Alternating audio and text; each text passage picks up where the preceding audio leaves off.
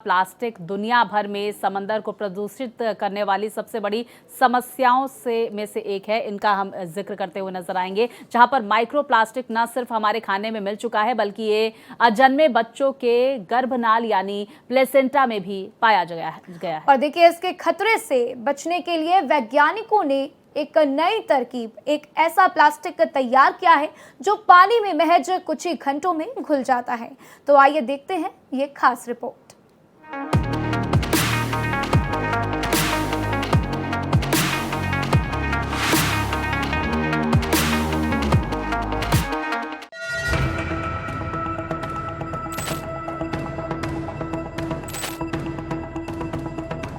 Plastic प्रदूषण से जूझ रही दुनिया के लिए जापानी वैज्ञानिकों ने एक ऐसी नई प्लास्टिक बनाई है जो गंभीर समस्या का समाधान देने का वादा कर रही है।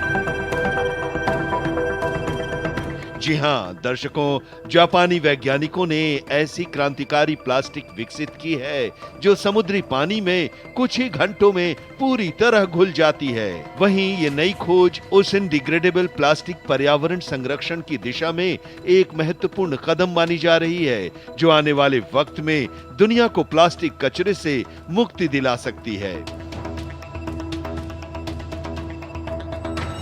समुद्री पानी में कुछ ही घंटे में पूरी तरह घुल जाने वाली जापान के वैज्ञानिकों की ये बेहद अनोखी और क्रांतिकारी खोज समुद्रों को प्रदूषित कर रही प्लास्टिक की समस्या के समाधान की दिशा में एक बड़ी उपलब्धि मानी जा रही है, क्योंकि आमतौर पर मौजूदा प्लास्टिक को गलने में 20 से 500 साल लगते हैं।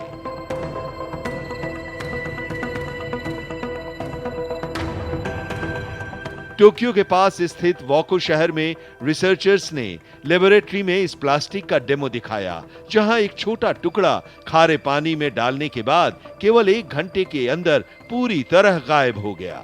जी हां, इस ओशन डिग्रेडेबल प्लास्टिक को RIKEN centre for emergent matter science और टोक्यो यूनिवर्सिटी के वैज्ञानिकों ने मिलकर तैयार किया है। इस नए पदार्थ की खास बात यह है कि यह पारंपरिक बायोडिग्रेडेबल प्लास्टिक से कई गुना तेजी से खत्म हो जाता है और यह कोई जहरीला अवशेष नहीं छोड़ता। जब यह प्लास्टिक समुद्र के खारे पानी में गिरती है तो यह महज 1 घंटे में घुलकर अपने मूल रासायनिक घटकों में टूट जाती है। इन घटकों को समुद्र में मौजूद बैक्टीरिया पूरी तरह से प्रोसेस कर लेते हैं। सबसे बड़ी बात यह है कि इस प्रक्रिया में न तो माइक्रोप्लास्टिक और न ही नैनो प्लास्टिक जैसी कोई हानिकारक चीज बचती है। टोक्यो के पास वाको सिटी की एक लैब में वैज्ञानिकों ने इसका लाइव डेमोन्स्ट्रेशन भी किया, जिसमें ये ओशन डिग्रेडेबल प्लास्टिक सिर्फ 1 घंटे में खारे पानी में गायब हो गई। हालांकि इस प्लास्टिक के व्यावसायिक इस्तेमाल को लेकर अभी तक कोई आधिकारिक घोषणा नहीं की गई है, लेकिन प्रोजेक्ट के प्रमुख वैज्ञानिक ताकुजो आइडा के मुताबिक पैकेजिंग इंडस्ट्री समेत कई क्षेत्रों से इस तकनीक में जबरदस्त दिलचस्पी दिखाई गई है। बता दें कि प्लास्टिक प्रदूषण आज दुनिया की सबसे गंभीर पर्यावरण समस्याओं में से एक बन चुका है। संयुक्त राष्ट्र पर्यावरण कार्यक्रम यानी यूएनईपी के मुताबिक साल 2040 तक समुद्रों में हर साल 2.3 से 3.7 करोड़ मीट्रिक टन प्लास्टिक कचरा पहुंच सकता है। इसी को ध्यान में रखते हुए दुनिया भर के वैज्ञानिक इस संकट से निपटने के लिए लगातार नए उपाय खोजने में लगे हुए हैं। जापानी वैज्ञानिकों की यह खोज इस दिशा में एक बड़ी उम्मीद लेकर आई है। वहीं अच्छी खबर यह भी है कि यह नई प्लास्टिक इंसानों के लिए नॉन टॉक्सिक है। साथ ही इसमें आग लगने पर जहरीली गैसें भी नहीं निकलती और ये कार्बन डाइऑक्साइड भी रिलीज नहीं करती।